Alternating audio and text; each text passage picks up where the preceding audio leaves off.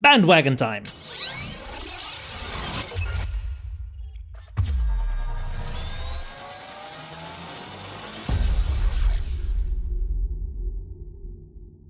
Hello and welcome back to the Fortnightly Frontier. My name is Myre, and as always, I'm joined by the one and only Mr. Macaulay Culkin. Could do. He's very slender. I could do with a bit of slender. True. I mean, whatever do you mean?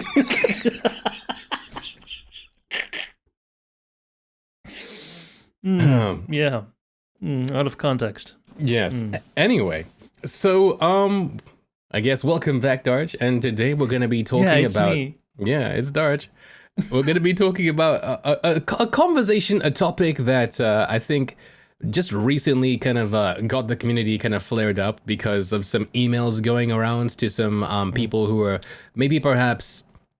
I don't know the full story. I don't know the people specifically who got these emails, but long story short, some players got emailed by CIG saying that they would have action taken on their accounts if they continued with excessive PvP. We're not 100% sure what excessive PvP means in this regard, just because, like, you know, people like the Darklo and stuff exist, and you can see their kill counts, like, live on stream, but they never gotten, you know, issues like that. I think that was also amended to be excessive targeting, or something like that, or targeted PvP, or something like that. Something along those lines to make it more in lines of language being associated with griefing instead of just PvP. Yeah. So I guess just so that we don't have a super short podcast, so I guess we have to maybe perhaps define what griefing is first, and then define what PvP is. Well, from what I've read, what those people were doing would constitute as griefing. It was basically following a streamer as they server hopped, looking for people on their server to friend and join on the server then, and then continue hunting them down for support. Right. Yeah, so I mean, in that kind of regard, that would be a kind of targeted PvP. I feel like even though they were chasing down one particular individual, I kind of feel as if there are many shades of gray when it comes to this conversation.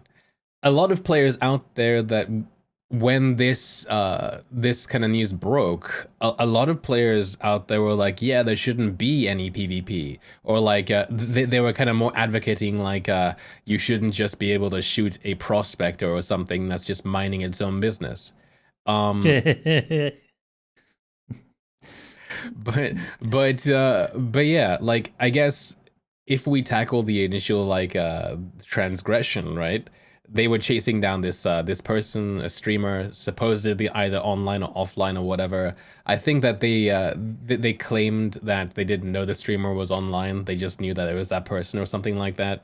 I would say that for Star Citizen, right? Like if it's to be any game like you know, Eve or whatever, having a specific target in mind and then going through the lengths to target them and to take them out, I think that's perfectly fine. I think I personally would draw the line if I were to like target them, chase them down, and then kill them repeatedly. I think the actual task of finding them and killing them, you know, is you know, like, is an effort in and of itself, and you know, like, yeah, and the means. But I do believe that is what was happening in this case. It was repeated targeting and killing of the same person.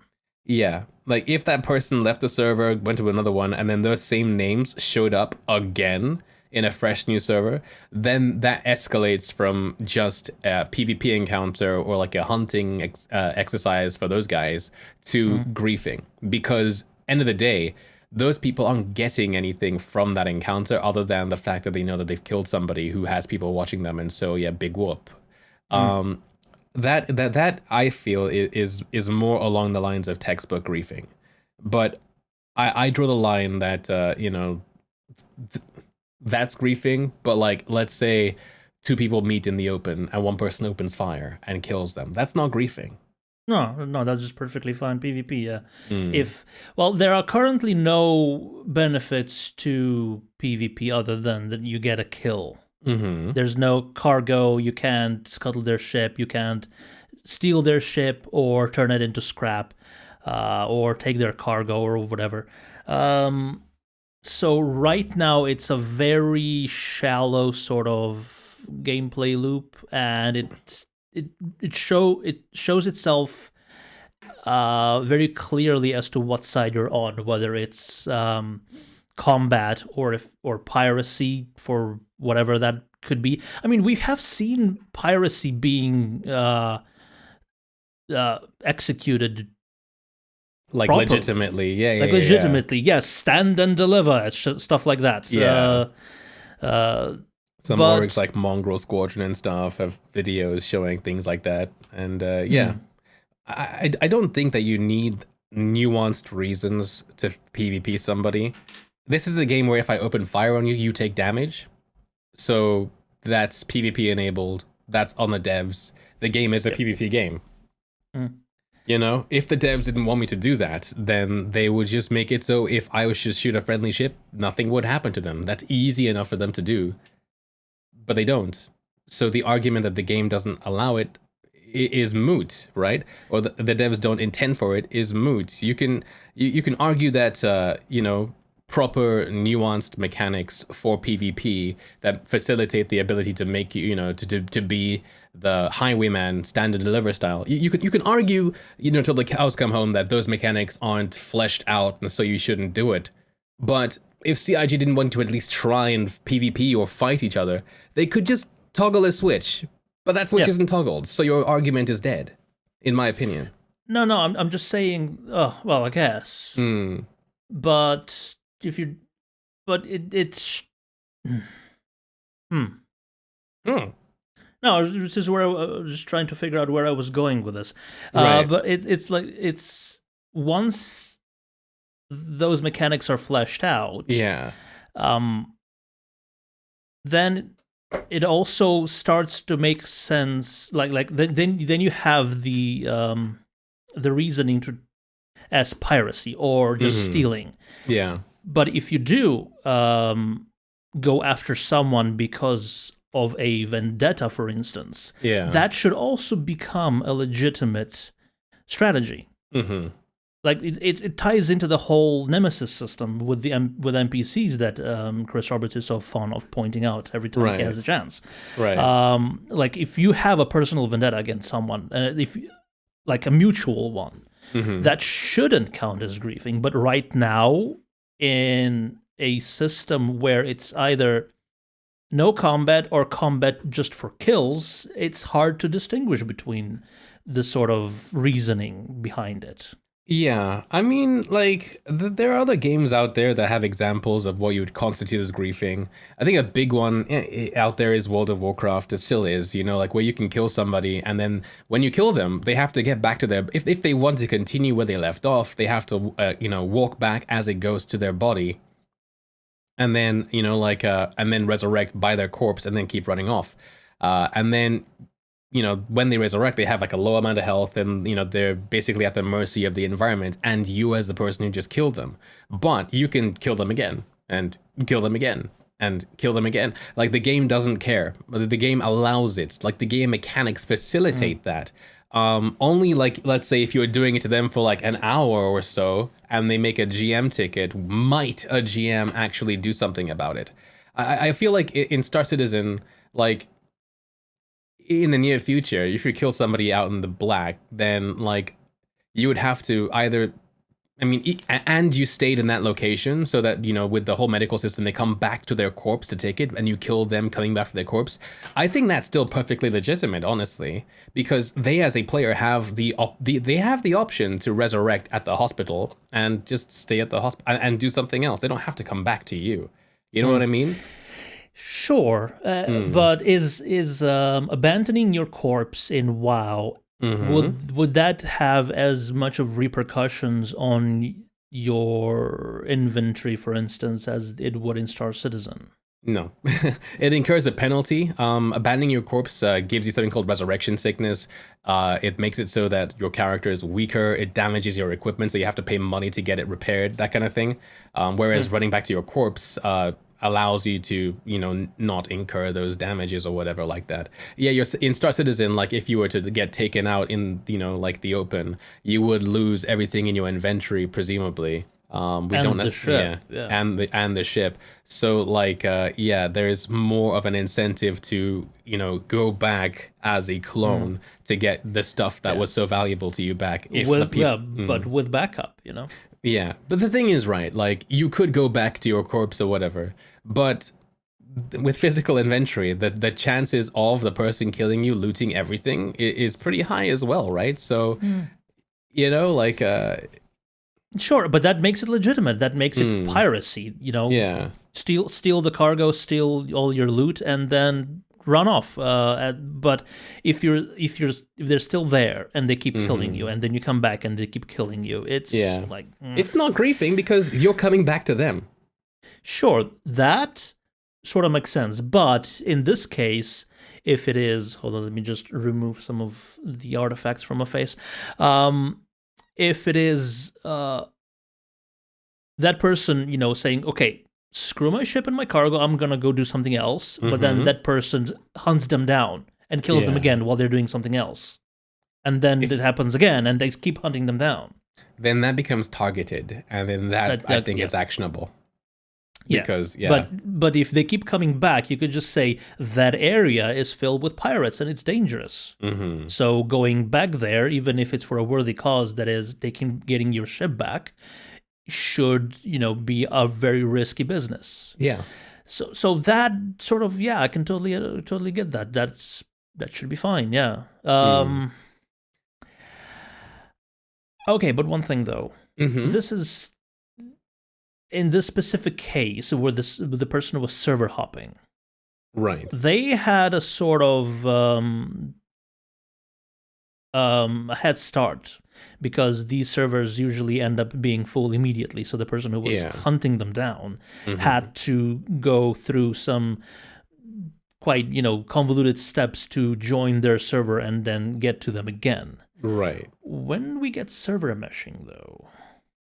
That's not going to be a problem for these people anymore. True. Like, and once we get server meshing, should CIG implement some sort of in-game mechanic to facilitate you in such a situation? I don't think so. Just because space is big, you don't have to go back to the same place. Unless, of course, like you get killed at your homestead, and you need to be there for some reason. You don't need to be places in Star Citizen for too long. Like all the missions that we have. These homesteads have always given me a worry. It's like what's gonna stop an org with a bunch of ships just do some orbital bombardment on your house for like hours at end. If it's a UEE, if it's an UEE space, then the NPCs will come, en masse, depending on the heat of criminality, right? Out in the black, out in like unmonitored space. Yeah, who knows, man? Who knows? Like that I have no clue. Like if your home is discovered by a big enough org. Yeah, if your home is discovered by a big enough org, good luck. I have no idea how they're gonna work that. But I mean, yeah. So like the person used a meta means of escape to to avoid conflict and continue the gameplay.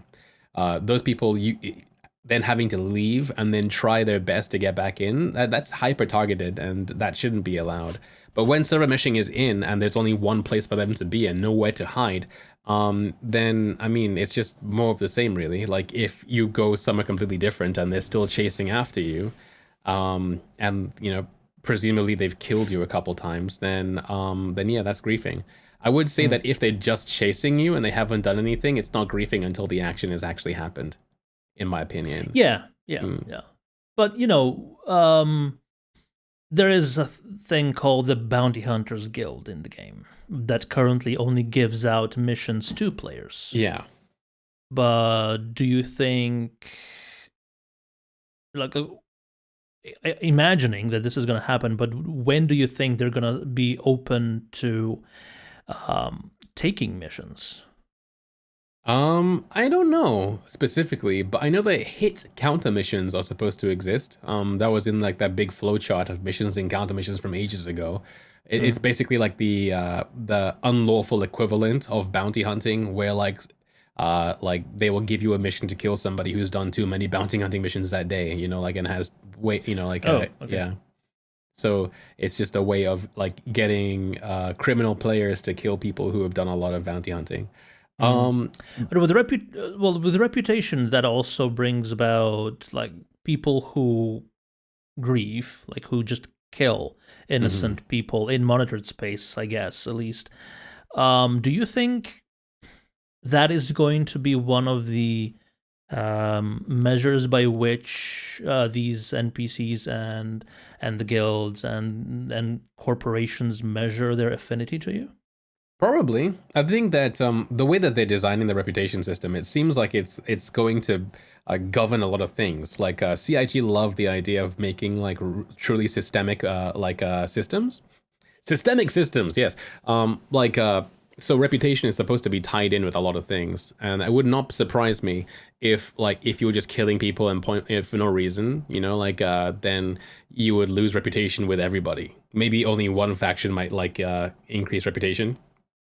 But even like criminal orgs might not like that amount of chaos because it's just drawing heat to their turf, you know? Yeah, yeah.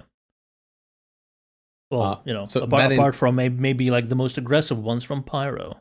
Yeah, so that in turn might make it so that people aren't inclined to do it as much in those areas.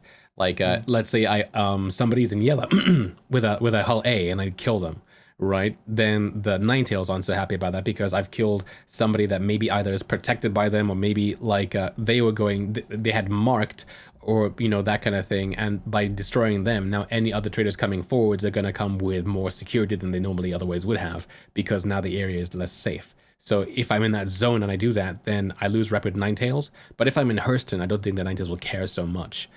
So I think that way people who want to do like, you know, the odd PK can just take all those things into consideration before they do it, you know? Or just do it in, you know, like places that aren't monitored and aren't of any significance for them in terms of missions, you know? Yeah, but on the other hand, those unmonitored places should maybe, should definitely be more incentivized for regular people to go to. Of course, yeah, there has to be more reward for that risk. I agree. Yeah, so like they always talk about how Pyro is basically a shelled out system. Maybe that's not the case. Maybe that's just a lie to keep people out of it. You know? That is potentially a very good point. Yeah, that it's just propaganda and it's teeming with Hadonite. It's like planets of Hadonite. Yeah, I mean, to be fair, like in the Lore Builder's Guide, they even talk about how like the jump point from Pyro to Stanton is on paper smaller than it is. Like on the Arc Star map, the jump point is medium class, but we know Idrises have gone through there, so obviously. Like they're not telling us the whole story, both the lore team and also the UEE, or both. Also, where did the Javelin go? Space. Just chilling out somewhere in space. So it jumps to take the fight to them, whatever that means. Either at the jump point or like through it. Probably just at it. Through the jump point, yeah. But if it goes through the jump point, that means even a Javelin-sized ship goes through it. So it's definitely not on a medium. Yeah. So we'll have to wait on that. But at the moment on the Arc Star map, the Stanton jump point is listed as medium-sized, but that could just be misleading because it's really dangerous and they didn't necessarily want people to know about it. Yeah, but you know, people with big ships are gonna want to go to Pyro, and if it's the first system to be opened, that's gonna be the only jump point through, and you know, what good is the only jump point if you can't take your 890 through? True. I mean, from a gameplay perspective, yeah, from a this is what we have right now in the alpha perspective, if you can't take your 890 to Pyro, I mean, like, that's just gonna be really upset. Yeah. Like, screw the lore, I'd just be really upset, you know? Like, so we'll see. Well, the Carrack went through in the Citizen Con demo In 2019, so, but the Carrack is medium size, isn't it? where is it? It's 123 meters, and it lands in the large hangars, not the extra large. Still don't understand this entire nomenclature. It's like, Yeah. But yeah, so Pyro. Once Pyro's in, do you think all the PvPers will have reason enough to just go there? Do you think that the special cases will still stay around in Stanton just because the prey is so much more juicier over here? We'll have to wait and see on that one, because there are two kinds of PvPer. The first kind are the ones that are competitive. You know, they ride the meta. They know what items and what things to use, and they're looking for a challenge. They're looking for people who are of equal or better skill of them than them, so they can, you know, like measure themselves. Yep. And that's where they find fun in the game. And then there are other people who also ride the meta, but they're dog water when it comes to competition. So what they want to do is just bully people. The bullies aren't going to go anywhere. But the bullies aren't going to go anywhere. And if the state of the Idrises and NPC backup and escort doesn't improve soon, they're gonna still be around for a while. Yeah. Yeah, I mean, there's nothing you can do about the bullies. I mean, we have Klesher, we have crime stats, we have bounty hunting and stuff. Those things need to be fleshed out a bit more to take on those people.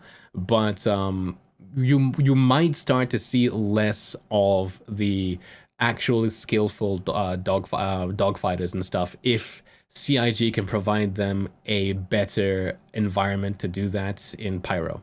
Mm-hmm. Well, the skilled people who are only in it for, like, say, the ladder will probably go to Pyro. Yeah, because they can do it without repercussions. There's no monitored space by UEE for them to rack up crime stats. And that is probably like a huge boon to them, just so they don't have to go to Klesher to get rid of their crime set or hack stuff at Korea, which is basically, at this point, it does its job because it's a waste of time, and people don't want to waste time. Yeah, like CIG would have to again make Pyro a system where those sorts of players feel welcome and those sorts of players have their specific gameplay interests met. If it's just Stanton 2.0 but without law systems, I don't know how well that would be. But we know that Pyro has gangs and that kind of thing. If it's possible to get missions from the gangs, then to like to basically pledge allegiance to one of those gangs, and then make missions where you have to like PvP other people who have chosen allegiance to other gangs and that kind of thing, then you can basically kill like several birds with one stone, because then you have a ladder, then you have incentive to PvP, then you have reputation, then you have all sorts of things going on in a location that's separate from people who don't want to be disturbed while mining. And then they might still go through the jump point going mining because maybe Pyro has better like yields. But yeah, I think it all lies on CIG. It always has done. Yeah. I mean, it's not like we have any sort of clout or standing to suggest things to CIG. It's like, come on, CIG. I mean, we can complain about the current state of things, but it's not like they aren't completely aware of exactly where their game is. Yeah. I mean, of course, the people making the game, but at the same time, you know, like, if you spend too long staring at something that you're making, then you can sometimes let things fall through the cracks. Sometimes, maybe perhaps, you know, like, it's hard, it becomes more difficult to think outside the box. That being said, I mean, like, I guess we just have to wait and see with a lot of this stuff because, you know, like, they haven't necessarily given us reason to think otherwise. You know, even if the game itself, like, there isn't that much to do, they've given us the roadmap of what to expect. So it's not like, oh, here is this thing, it's broken, it's terrible, but yeah, whatever, we don't think it's broken. This is what we have at the moment, and iteratively we'll try and make it to the vision that we have. And that vision is, you know, like, it still gives people, you know, purpose to imagine and pledge stupid amounts of money for ships. So I think they're still doing okay. Yeah. And the dream is still going, yeah. Yeah. Strong. Yeah, I agree. But now the sad thing about this whole argument, Darj, I feel, is that, like, you and I were relatively, I mean, like, pacifistic. Not pacifistic, but like in this whole sort of debate, you have people who are pro PvP. I wanna shoot you in the face and put Olisar. You have people out there who have made entire conglomerates of orgs which are completely anti PvP. You PvP somebody, you're out of that org or whatever. And, you know, whereas you and I were kind of like, just in the middle, like, yeah, on the sidelines. Yeah, PvP is a mechanic, and sadly because of that, you know, like, it becomes harder to, like, you know, try and come up with points. I guess we could try and play devil's advocate. All right, okay. Whose side do you want to take? All right, I'm gonna take the side of the Care Bears. Yeah. Oh, the Care Bears. Damn it! Yeah. I wanted to go there. All right. Okay. You shouldn't be able to PvP me. I mean, Stars isn't a PvP game, but you should be able to ask me first. I mean, if I'm mining, there's no reason whatsoever why you should attack me. Like, of course there is reason. You're mining and you have valuable cargo, and I feel like I deserve to have some of that valuable cargo. But there are no mechanics for you to take my cargo yet, so what are you talking about? You're just griefing me, man. Well, that's what... Well, you could give me that cargo. I mean, it's... But where? I mean, I'd have to go to, like, the station to give you the cargo. You're just griefing me, man. No, you could go to the station to give me the cargo, or I kill you. I mean, I'm giving you a free choice here. I mean, you can choose to survive and not make as much of a profit right now, or I can kill you and you don't make any profit. So what? You want me to give you money but not my cargo? Because I can't give you cargo. There's no mechanics for that, man. You could give me money. That's a very good point. I'm going to scan your ship right now and see just how much cargo you have and how much it's valuable. And let's say I'm going to be generous today, 30%. Just 30%. Initiated.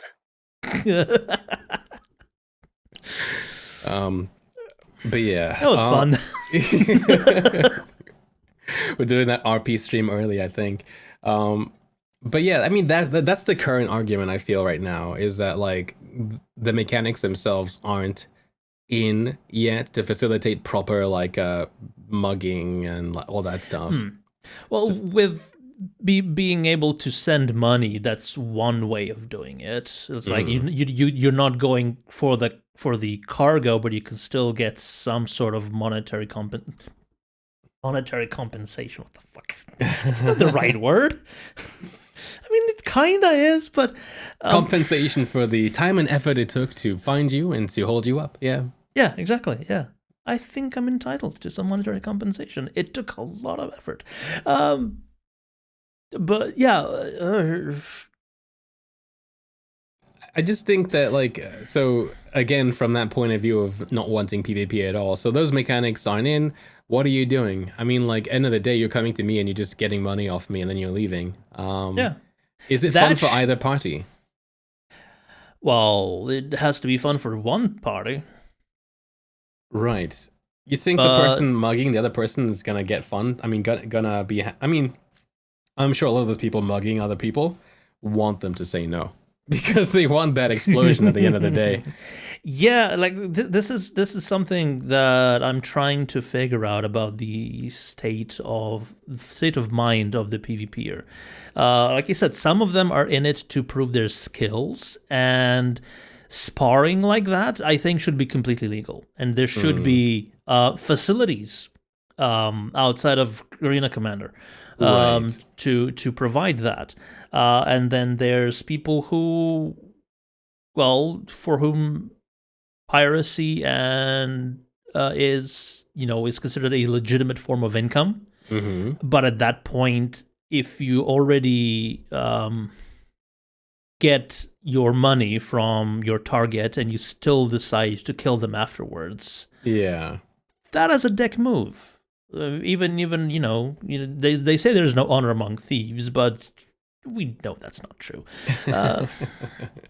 So it's more the asshole part of the PvPer population that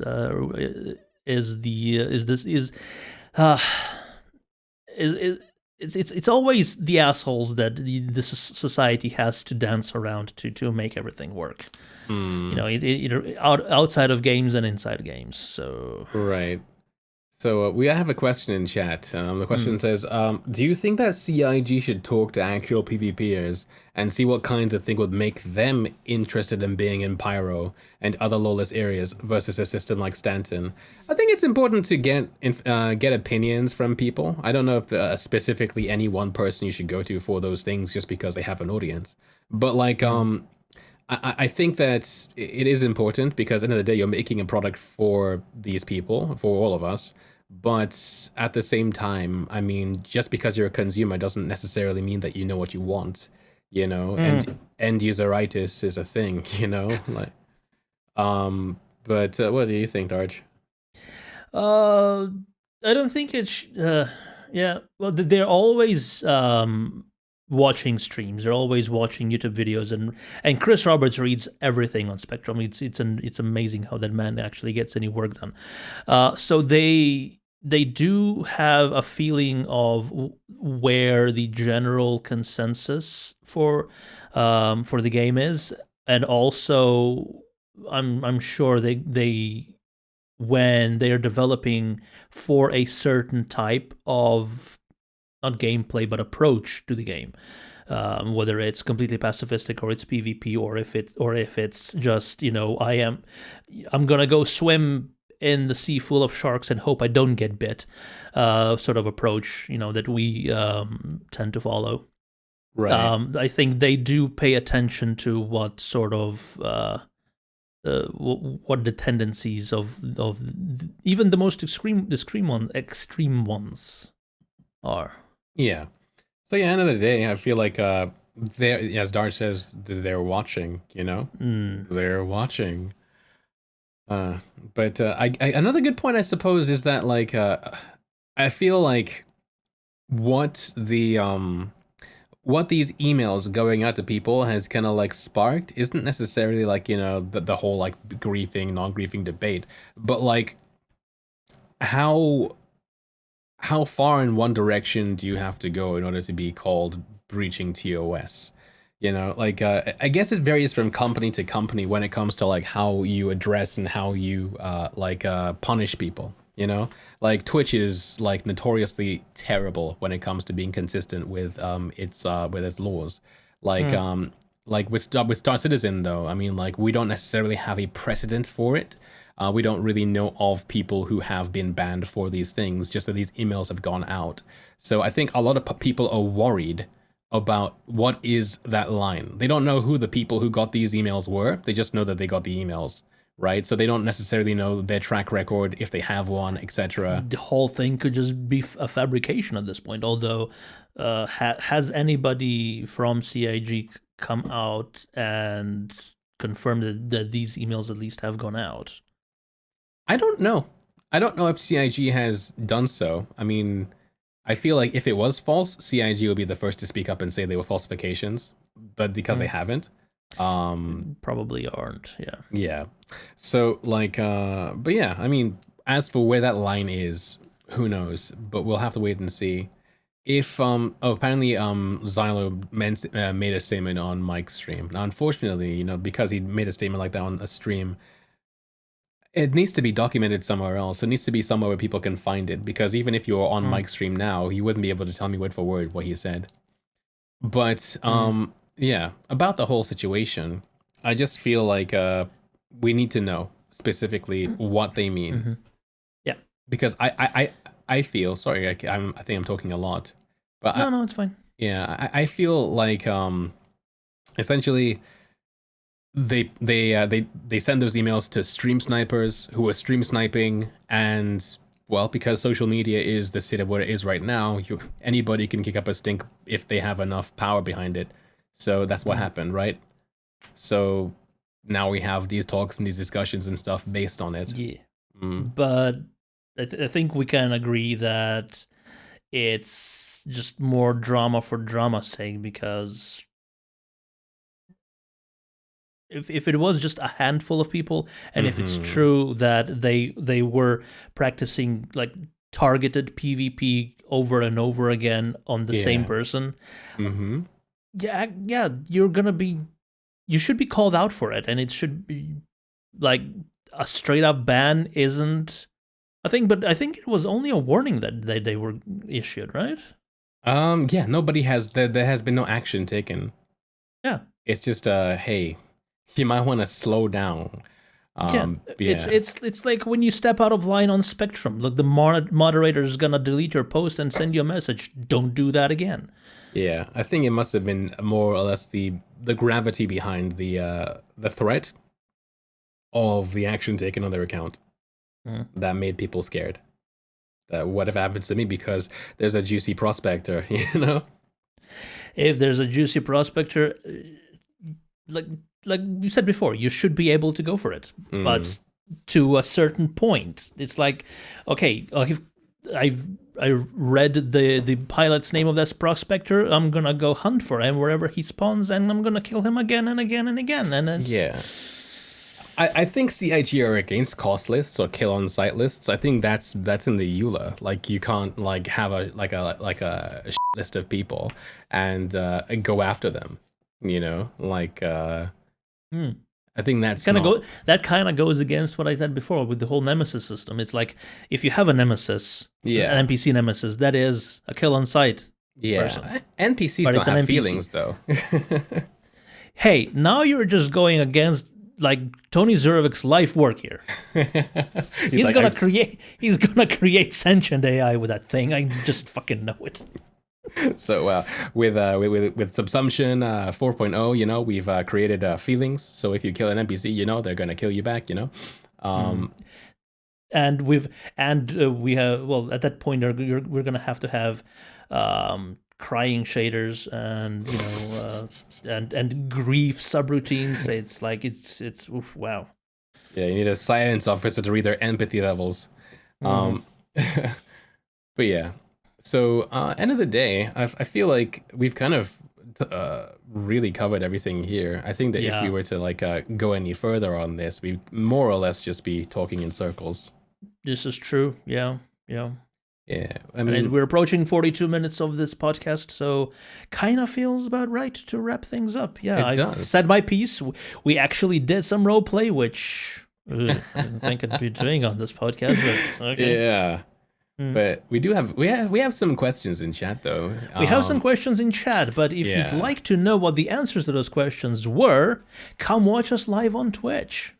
All right, because we answer those after this show. That's right. So everybody who's watching on YouTube or listening wherever good podcasts are hosted, thank you all so much for listening to the Fortnightly Frontier podcast. This time talking about PvP.